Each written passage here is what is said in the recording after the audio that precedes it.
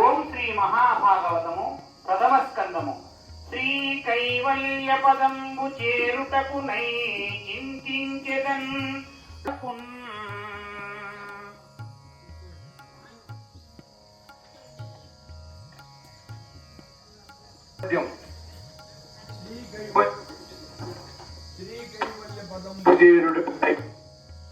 అంటే మోక్ష పదము చేరడానికి ఉంటాడు. రాక్షసుల ఉద్రేకమవుతూ ఉంటాడు. ఆయన విలాసంగా చూస్తే చాలు ఎన్నో బ్రహ్మాండాలు రూపధరిస్తాయి.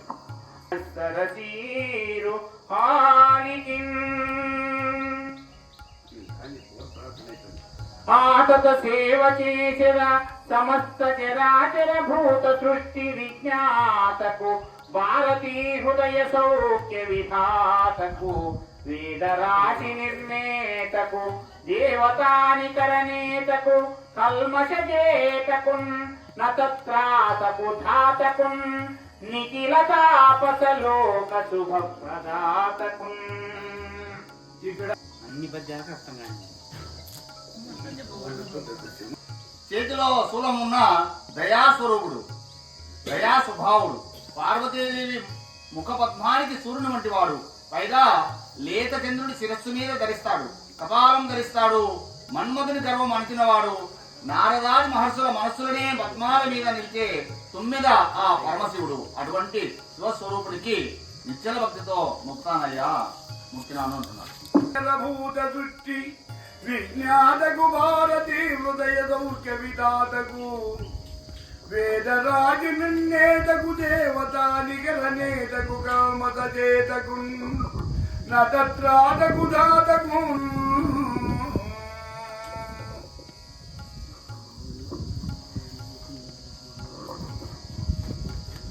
అన్ని నిఖిల భువన దేవతావంద ప్రధాన దేవతావందనంబు చేసి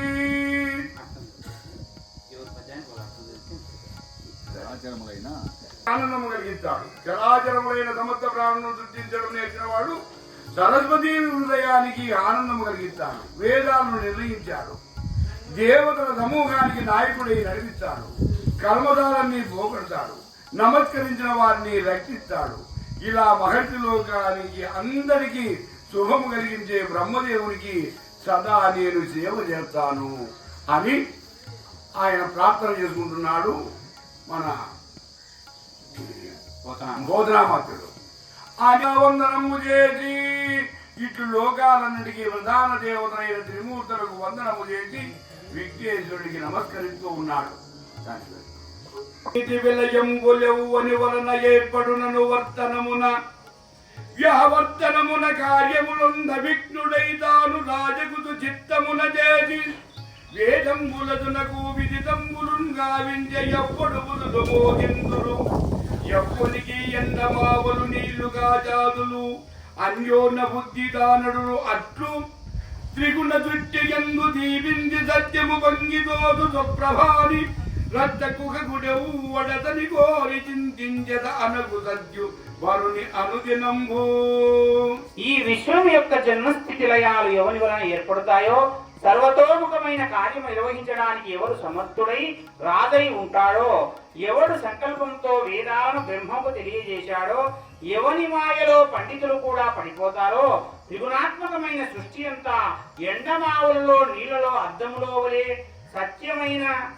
సత్యముగా ప్రతిభాసిస్తుందో, ఎవడు తన తేజస్సుతో మాయను దూరం చేస్తాడో, అటువంటి అనఘుడు సత్యుడు పరాత్పరుడు అను వాని నిత్యము నేను స్తుతిస్తూ ఉన్నాను. ఇట్లు సత్యం పరం ధీమకి అను గాయత్రీ ప్రారంభున గాయత్రీ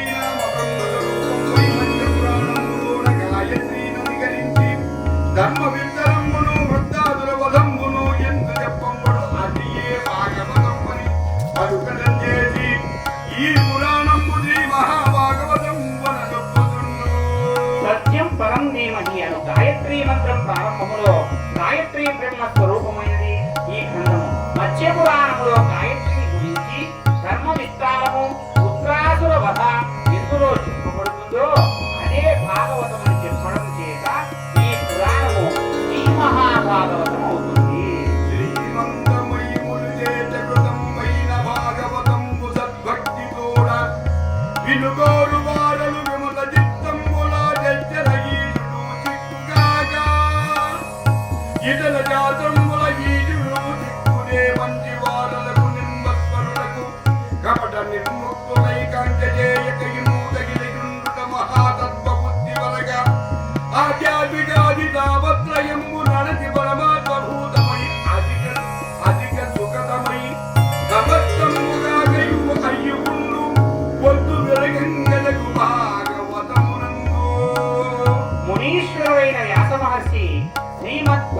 శ్లోకాన్ని రచించారు. చక్కని భక్తితో దాన్ని వినాలి అని కోరుకునే వారి నిర్మలమైన మనస్సులలో భగవంతుడు త్వరగా ప్రవేశిస్తాడు. ఇతర శాస్త్రాల వల్ల చిక్కడు. అసూయ మోసము లేని మంచివారు కోరకపోయినా వారి మనస్సులలో ఆసక్తితో నిలుస్తాడు. మహాతత్వ బుద్ధితో తాపత్రయం పోగొట్టుతాడు. తాపాలు మూడు, అవి ఆధ్యాత్మికము, ఆదిదైవికము, ఆదిభౌతికము అని ఈ మూడు తాపత్రయం. ఈ మూడు అడిగితేనే పరమార్థం తెలుస్తుంది. ఆ పరమార్థమే అతడు. అదే మహాసుఖాన్ని ఇస్తుంది. ఇదే అంతటా నిండి ఉంటుంది, కాకుండాను ఉంటుంది. ఆ వస్తువేదో భాగవతంలో తెలుస్తుంది.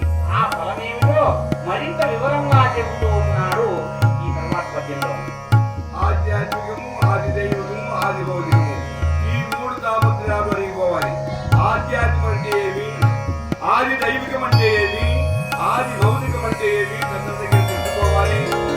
చక్కగా వినాలి. వేద కల్పవచ్చ వికలితమై సుఖముఖసుధారవమున మొరచిన్న భాగవత పురాణ బలరదాద్వాదన పద విగరుడు రచిక భావవిదులు.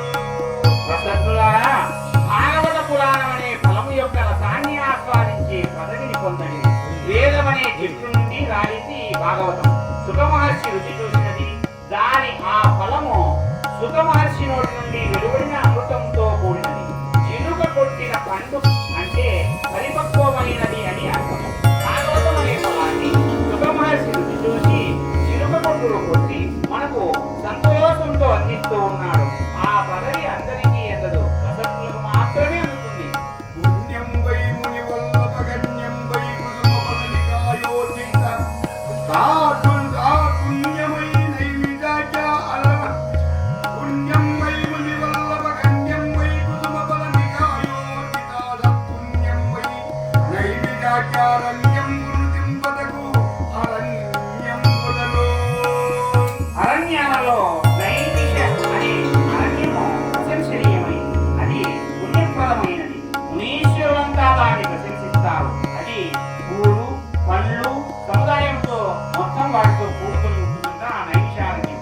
ఆ నైవిజారణ్యం ఎలా ఉంటుందంటే మరిగను మైనవు మధువైరి మందిరంబురం పోలే మాధవి మన్మదహితంబై బ్రహ్మగేహంబురం పోలే శారవదాన్వితంబై నీలగల సభానికేతనంబురం పోలే ఒట్టి వరుణ సమీర చంద్ర రుద్రహరిమోదీవేద ఋతపకాలవ చాండిల్య బాధువద జటి పటల మన్నితంబై జలభేజ భవనంబురం పోలే ఐరావతామృతరంబాగనికాభిరామంబై మురాజనదయంబురం పోలే ఉన్మత్త రాక్షస వంశ సంకులంబై తదనాగారంబురం పోలే శంఖపద్మకుండ ముకుంద సుందరంబై రఘురామయుద్ధంబురం పోలే నిరంతర జలానదికాభకులంబై పరశురామ పండనంబురం పోలే అర్జునోద్వేదంబై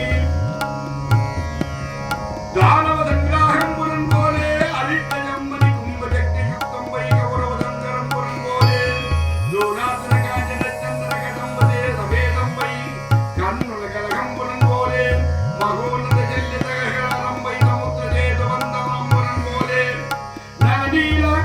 నలనీల వరదాత్యాద్రి ప్రజీవితంబై పర్కుభజనంబురం పోలే నానాశోకలేఖావలితంబై వర్ణికోదంబురం పోలే ఉన్నాగతిలీముఖ భూషితంబై నరసింహరూపంబురం పోలే కేదర గరత కాంతంబై నాట్యరంగంబురం పోలే నట నటీసుజనాన్వితంబై శైలజానితంబురం పోలే చందన కర్పూర జలకారంబురంబై వర్ధాగరంబురం పోలే ఇంద్రమానాదర మేఘ కరమునీయంబై దిగముంబురం పోలే గాయత్రీ విరాజితంబై మహాకావ్యంబురం పోలే సరళ మృదుల తాగరితంబై వినదానదయంబురం పోలే సుపర్ణరచితంబై అమరావతీపురంబురం పోలే సుమరోనదితంబై కైడబోధోగంబురం పోలే మధుమానితంబై పురుదోత్తవజయమునం